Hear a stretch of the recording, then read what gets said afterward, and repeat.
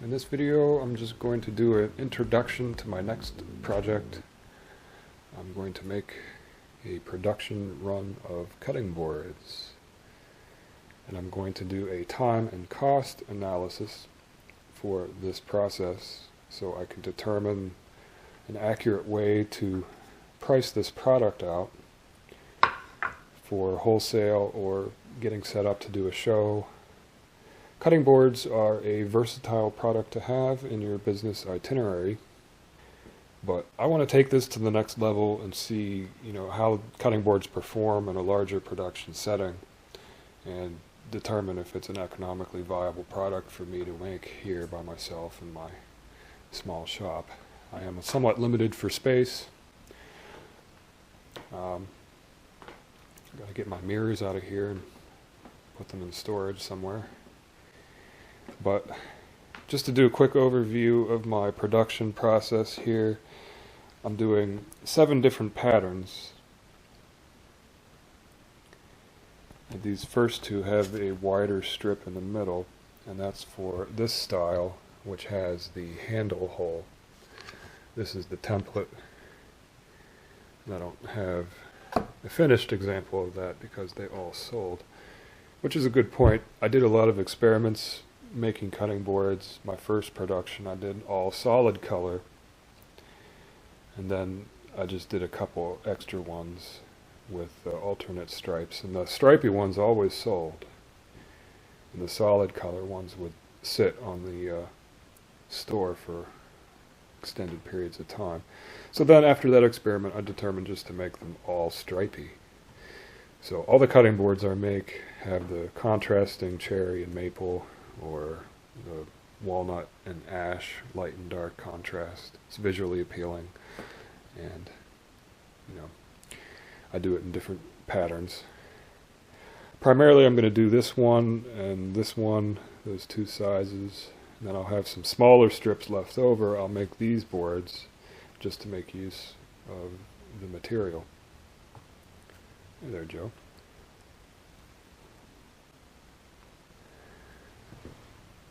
So I make this style. This is kind of the butcher block style. It's got the rubber feet on it. These are thicker. But all the other ones are going to have the double cove profile. And that's the style I do. And these finish up at 3/4 of an inch. So I do that cut in 2 passes. I use this used router bit. I made a lot of cutting boards with this bit. So it's not a new bit by any means, but I still use it to hog out the majority of the material. And then I change the bit and then do this finish pass with this new bit. And that gives me a nice clean cut, minimizes the sanding. It's really difficult to get a really good cut like that in just one pass. It's a lot of material to remove. So it's better to do it in 2 passes, and using 2 bits enables me to maximize that quality and extend the bit life.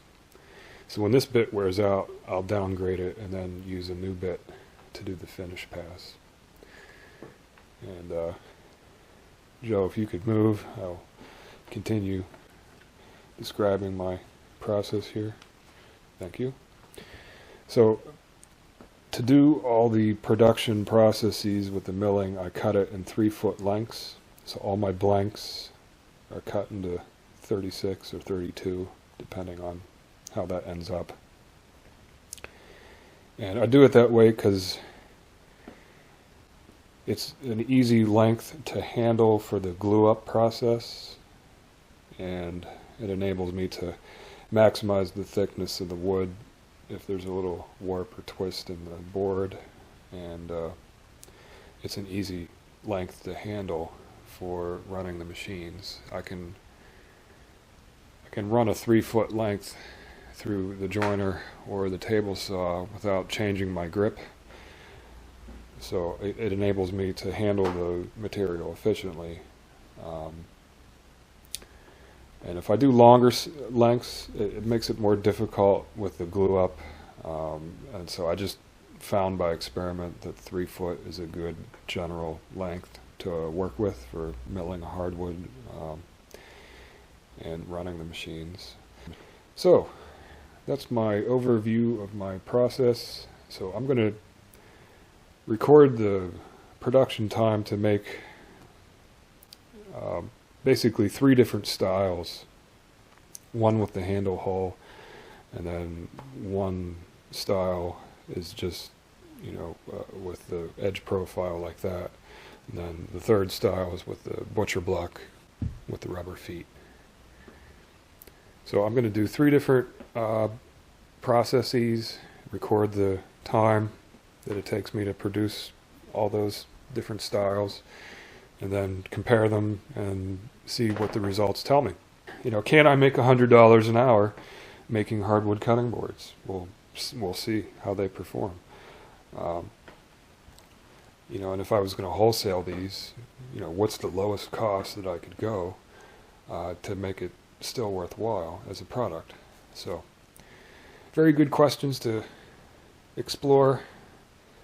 This is the business side of woodworking, and it's a very simple product. I enjoy making cutting boards. I enjoy, working with hardwood and, getting it to finish up nice, and, it's always exciting to dip it in the mineral oil and see all that grain pop out. This is the mineral oil I just stocked up again. I got 4 gallons. And I ordered it from bulkapothecary.com. It was a very good deal. It's the best deal I could find, and the product got good reviews. So it cost $62 to ship 4 gallons of mineral oil. And what I do is I'll add these to a bucket and then just dip all my cutting boards, and that's a much faster way of doing the finishing. So, cutting boards. I'm just going to go in the garage real quick and see what I got for hardwood. I have a lot of scrap pieces of hardwood, but I want to start with full-length boards so that I can determine, how much yield I get and how much material I'm using. Okay, so I pulled some hardwood out of the garage. It took considerable effort. Things aren't very well organized in there. But I found what I needed. This is cherry, 4/4, clear, nice material. And I found some walnut scraps that I'll use for a specific pattern. And over here I have hard maple. And this is local material. And the cherry is also local. And I got pretty good deals on them at a local mill. And over here I have walnut, which I've had in storage for quite some time. This is old stock. And it was milled thin. It's actually planed to 3/4 inch already. So I'm going to use it and clean it up at 11/16 for the butcher block. Here's a nice wide piece of ash. Good material, nice flat sawn.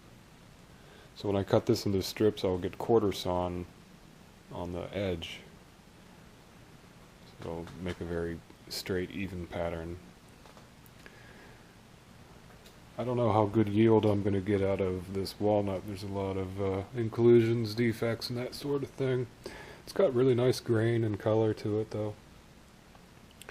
I just got to work around those knots. So I'm ready to start. And I tallied up all my board footage, and I'm starting with mostly full-length boards here so I can keep track of what my yield is. And I got about 65 board foot total for all this material. So this is 13 board feet of hard maple, 27 board feet of the cherry, and 3 square feet of the walnut there. So I'm ready to start.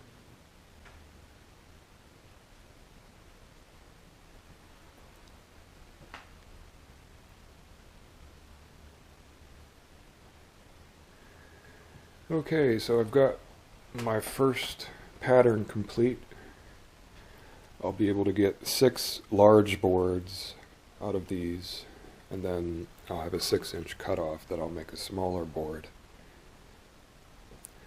So I just want to do an overview of my milling process to try to make sense of it. And what I have here is the boards stored vertically. Before I left at the end of the evening yesterday, I stand them on edge, and that's because these boards were in the garage where the moisture content is higher and they're freshly planed. And if you have it laying flat on your workbench, this surface here will dry out very quickly and you'll get that cupping. So in order to prevent that, I stand it on edge so both sides can dry evenly. And that way I don't have a bunch of cup boards that I have to work with, because there's no point in straightening it on the joiner if they're just going to be imbalanced. So that's just a quick tip here to prevent that from happening, but it is an important point. And so my general process here is to do one pattern at a time. I have this one complete, and then I'm ready to go on to this one. So I don't cut all my strips all at once. I leave them full width, and the main reason for doing that is it gives me the ability to do my grain matching and color matching better. If I cut all my strips ahead of time, it would be harder to determine which board they came from and how to get them to match right. So by leaving them in the full width, I know which pieces come from which board. It's easier for me to select the grain and the color. I like to get sort of a balance and symmetry. If I have straight grain on this side, I like to have a straight grain piece on the other side to balance it out. And if I have a flat sawn piece, I have a flat sawn piece on the other side. So I like to try to work with the symmetry. For these pinstripes, I like to get like pretty clear straight wood for that. So the material selection is part of the artistic process of making a simple cutting board. It doesn't have to be balanced. You can just throw it together and let the wood do what it does, but I like to work with the symmetry, so that's my process. And this board, this has some funky stuff going on. Now, I didn't see any of this when the board was rough, and it's hard to see the defects and the color variation in the rough material. But these are actually little voids. They're like little tiny knots that go all the way through the board. So I don't know if this is going to work for a cutting board, but somebody might like it. Rustic picky cherry.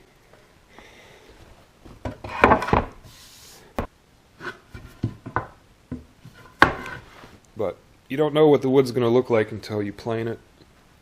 I plane it down to 7/8, so that's where it's at right now. And then I'm going to plane it again on both sides and take it down to 3/4. So I'll do that in 2 or 3 passes. So I still have a lot of material to remove, but if there's any variation in how these boards glue up,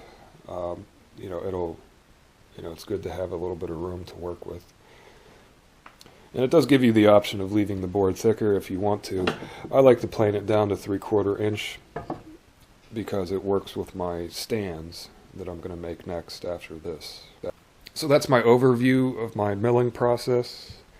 I just do one pattern at a time, incrementally cutting the boards in the full width as I go along so that I can match the color and the grain. And if I need more, if I don't find what I need, I can just pull it out of the garage and start with a new board. So it's better to have as much material as you can for your material selection part of the process. It's harder to do this when you're trying to skimp on material. It'll end up taking a lot more time, and you'll end up matching pieces that might not necessarily match very well. So, another note to make about the gluing process. I clamp the boards together, and then I let the glue dry for maybe an hour, and then I scrape it while the glue is partially dry. It's easier to scrape it at that point. If you let it go overnight, it'll dry completely, and then when you scrape it, it can actually pull a lot of grain. And you don't want that, because sometimes, that just means you have to plane it more. This is my planer sled. I use it for dimensioning thin stock. So the purpose of this is to distribute the pressure exerted by the infeed and outfeed rollers of the planer. Because if I just fed a thin strip like this into my big machine, the pressure by the rollers would actually deflect it a little bit, and I would get snipe on the beginning and the end, and it wouldn't be a very good cut. So that I get a much better cut with the sled. I can go down to 1/4 inch. That's about as thin as I can go on the planer. But it makes dimensioning thin stock much quicker, and it's much more difficult to get a clean glue joint right off the table saw. My process for making thin strips is to join one edge first off a board. So I select the material that I want to use, and then get one edge started, and then cut it on the table saw, and then I do that finished pass with the sled on the planer.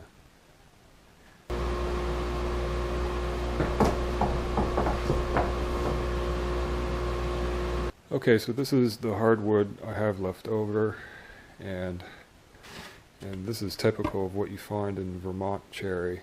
You get these mineral streaks. Rather than try to make use of this material and get it to match, I pulled out some extra wood. These are a couple real nice pieces. So I'm adding to my stock for this production run, so I can make my material selection go a little bit quicker.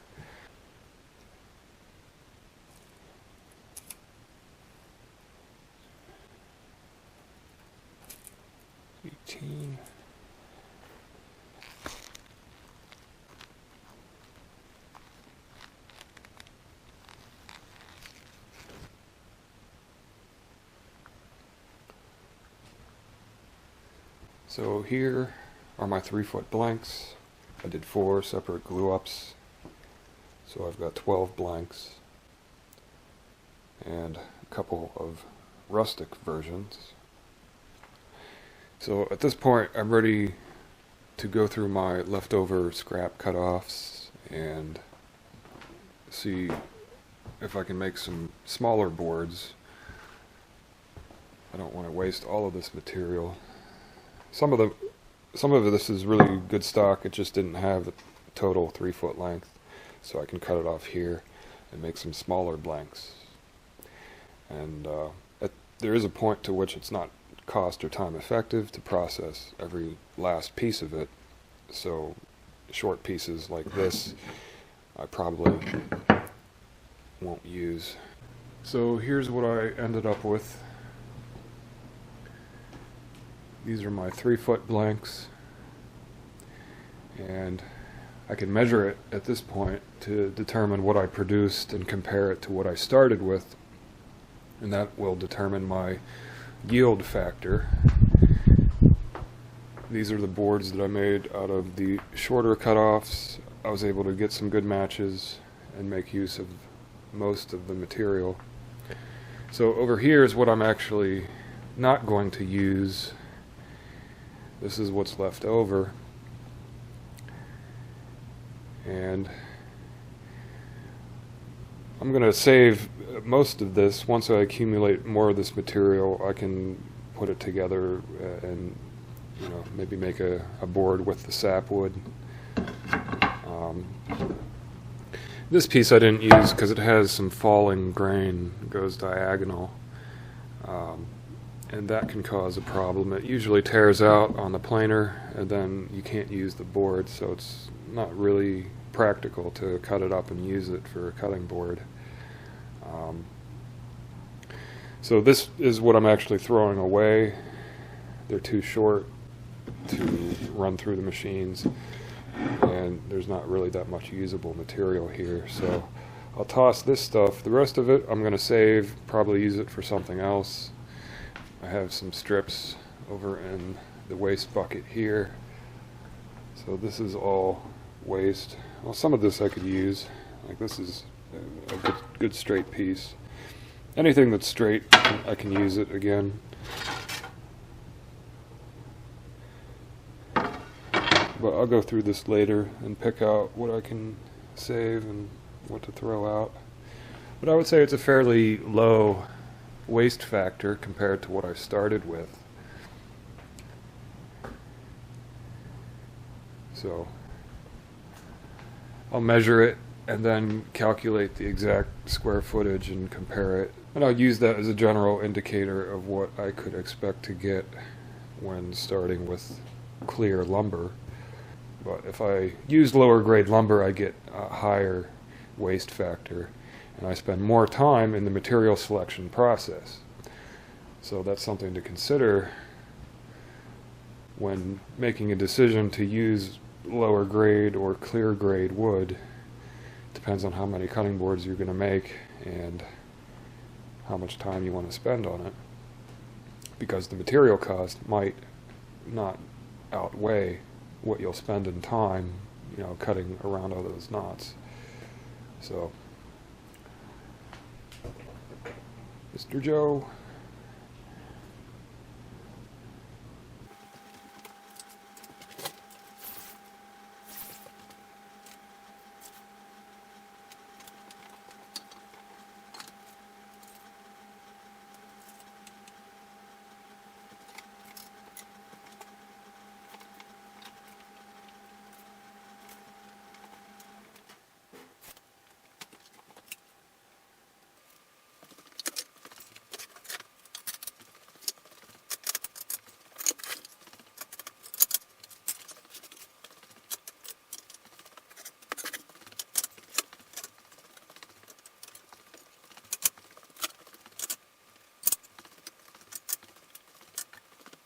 Okay, I know this video is a little bit long for an introduction, but I've got my cutting boards stacked and stickered, and I've had them here for about a week. I had to sidetrack for a little while and start a production of more snack racks, which I'm doing. And I like to do this anyways, to let the cutting boards sit in the shop for a period of time to relax. This wood was stored in the garage, so when I freshly plane this, it releases a lot of moisture, and there can be some imbalance in the wood. Things can kind of twist a little bit, and if that happens, it's not a big deal because I haven't flattened these yet. So the next step is to flatten one side, either on the joiner, or if it's too wide, I'll flatten it by hand. And if it's already perfectly flat, I don't need to do anything to it. I just run it right through the planer. But I just want to make a note about this part of the process, because it is important to let the hardwood relax after you have it glued up. And another reason for that is that the glue itself adds moisture to the system, and that glue stress will dissipate after about 24 to 48 hours after you have it clamped up. But that actually does contribute to some imbalance. So it's not really that significant for hardwood, like just doing edge gluing like this, but for veneer work, the glue stress from the moisture that the glue adds to the substrate does impact it quite a bit, and it can cause a lot of distortion, warpage, and that's why when you do veneer work you have to do both sides at the same time so that you get those forces to balance out. So I've had them sitting here for about a week, so they're fairly acclimated and the glue moisture has dissipated at this point. But I just want to make another announcement here. I did a major design change. This was my previous design, and it's a two-sided cutting board, so you can use either side, and it's got that edge profile on the top and bottom. Well, there is no top and bottom, but this is the way I was making cutting boards before, double-sided, and it's just a form-following function kind of design where the lip around the perimeter gives you the ability to grab it from any direction, and that makes handling the cutting board easier.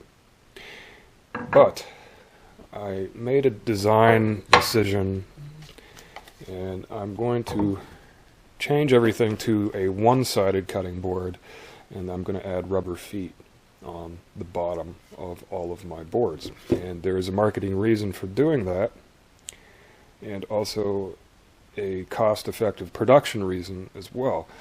I'm going to eliminate making this on one side, so that's going to save time on the router table, and it's also going to save time with material selection, because with the double-sided board I have to get wood that is clear on both sides. With single-sided boards I can have one side clear and the other side I can put all of my voids and defects, so I don't have to worry about what's on the bottom, and I can just use the better side of each strip for the top surface.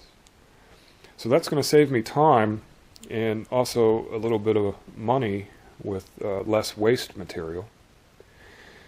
And I'll get to put rubber feet on everything. So I'll be using the functionality that the rubber feet provide, the added traction, as the focal selling point. I think it'll be more effective than trying to sell the double-sided feature. I have a lot of new rubber feet coming. That's the other reason I'm expanding my cutting board rubber feet product line to include a lot more options, and that product is improving. So I'll have more details about that coming soon.